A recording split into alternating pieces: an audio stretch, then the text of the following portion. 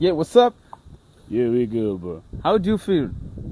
Feeling blessed, to visit this poor country. It's been a long time, Long time without visiting a poor country like this? Yeah, very don't poor country. say that, don't say that. Yeah. How do you feel? I'm good, my brother. Okay, you're welcome, bro. Okay, feeling good to be here. Okay, nice to meet you. Nice to meet you. Thank you. Okay. Yeah. Yes. Wasanii wa Bongo mna la kujifunza hapa. Wasanii wa Bongo mna mengi ya kujifunza. Unaona kabisa mtu ametoka nje, anaheshimu waandishi wa habari. Waandishi wa habari wanamsimamisha hadi tunataniana, tunashikana mikono. Hakuvimbia, afanye nini? Amevaa macheni, manini, mapete, manini. Yaani kiasi kwamba akishuka hivi airport ukimwona, wewe unajua kabisa huyu ni msanii kwa sababu ana muonekano tofauti na watu wengine. Mna cha kujifunza wasanii wa Tanzania, mna cha kujifunza. How do you feel, bro? Welcome to Tanzania. Welcome to our country, bro. How do you feel, bro? Obio, Davido. Welcome, bro. How do you feel, bro? Obio. How do you feel, bro? How do you feel, bro? Wasanii wa Tanzania mnaanza kujifunza hapa, mnaanza kujifunza.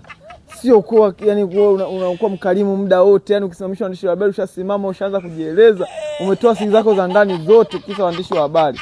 Kuwa blandi. Hebu angalia wasanii wa nje wakiingia hapa. Hawachekei mtu yoyote, wako free. Yaani unajua kwamba nalinda brand. Wasanii wa Bongo hapa mnaanza kujifunza yani. Hebu imagine msanii ametoka nje tangu afike nchini. Nipo nje hapa wiki nzima nasubiri atoke nimuoje. Hatoki, analinda brand. Hazururi, yani hataki kupromote kitu cha mtu kwa sababu ana offense. Akatoka nje, watu wakampiga picha, nyuma kuna malogo ya watu, mabango manini, anakuwa ametangaza biashara kizembe.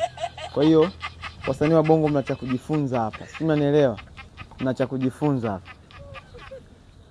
Bro, what's up? Yeah. No, anaitikia ndani tu. Hatoki nje. Yani anaongelea ndani tu. How do you feel, bro? Very good, man. Yes, blessed, bro. Blessed, bro. Kamaliza hajibu tena. Kwa hiyo wasanii wa Bongo mna cha kujifunza hapa. Okay, finally nimempata msanii kufanya naye interview hapa. Okay, how do you feel, bro? I'm feeling good, man. Okay, let me remove this brand because it's No, it's okay. It's okay what? Yeah, it's okay because I know this. Can I proceed with this brand here? Yeah, go on. Let me remove this. No, it's okay, my bro. It's okay. It's okay? Let's skip. Do you know this brand? Yeah, why skim more put Magic Builders, Yeah, for real. Okay. It's okay. Yeah. I would fear maybe I broke your brand, but if you're okay, let me proceed, man. Oh man, it's okay. Yeah, okay. Wasanii wa Bongo hapa kuna la kujifunza. Hebu imagine msanii ametoka nje ana brand yake kubwa, lakini nimetaka kutoa hii brand ya White Skim isionekane hapa, ila akasema ni sawa tu, hamna shida. Ila angekuwa msanii wa Bongo hapa, haiwezekani. Toa.